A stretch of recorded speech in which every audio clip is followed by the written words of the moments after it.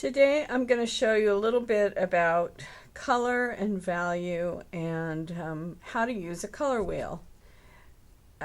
When you're working in watercolor or any kind of paint medium, you can buy lots of different colors. However, they're not straight out of the tube. It is rare that you get exactly the color that you want. And if you have some understanding of how color works and how it blends and how to make different colors, that gives you a lot of options. Okay, first thing is that there are a few terms that I want to share. The first one is hue, and hue is H-U-E, is the name of the color. So blue, violet, red, yellow, those are hues.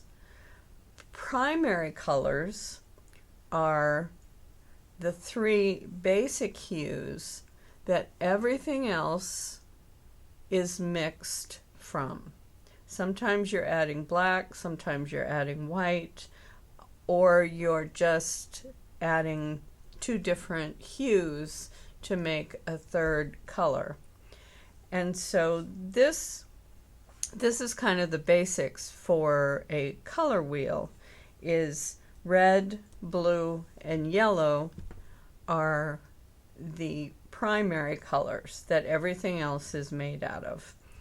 Secondary colors are the colors that are made with two of the primaries. So like if you mix yellow and blue, if you mix them equally, you will get green. If you mix yellow and red equally, you will get orange. If you mix blue and red equally, you will get violet. Tertiary colors are the colors that are mixed with the primary and a secondary. So you'll get, if you mix blue and violet, you get a blue violet.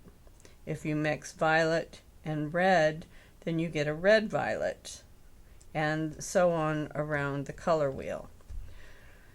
Complementary colors are when the colors are straight across from each other, like a red and a green are directly across the color wheel from each other, so they are complementary colors.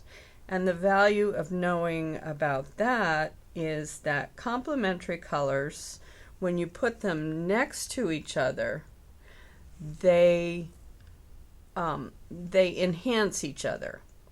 So if you've got a red flower and you put green leaves around it, you're going to, the red flower is going to be more prominent and show up more. If you're mixing, the complementary color for yellow is violet, and the same thing works for them. Also, another thing about complementary colors is if you mix complementary colors together, you get some sort of a gray or brown hue. And so that's always good to know for creating complex shadows or other the shading that you will want to add for your shadows. So that's the value of complements. Some colors are considered warmer than other colors. Some colors we call cool colors, and some colors we call warm colors. The cooler colors tend to be on this side of the color wheel,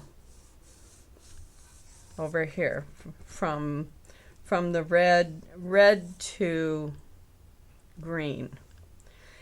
Warmer colors tend to be on this side of the color wheel.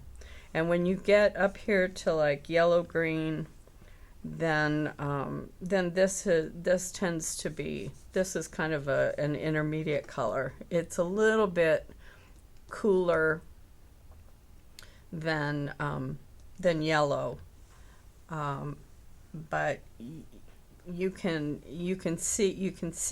feel the difference in the colors.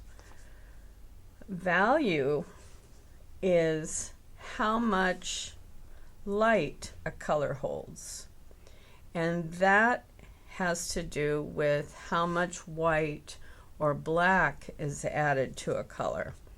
So like here, if you add white to blue, this has a lower value than this. If you add black to blue, then this has a darker value than this. And it depends on how much black you add or how much white you add. That you can have a variation in value, which goes to a cut like this is a black and white value chart, and so you can see the different values all the way to black. This is another good tool to have or to make. When you're composing your paintings, you want to have at least 4 values. You want to have a highlight. We can go back to this. Highlights are in this range, and probably these first two. The midtones, local color is the midtone, and that's going to be in this range here. And then your darker values are going to be down in here.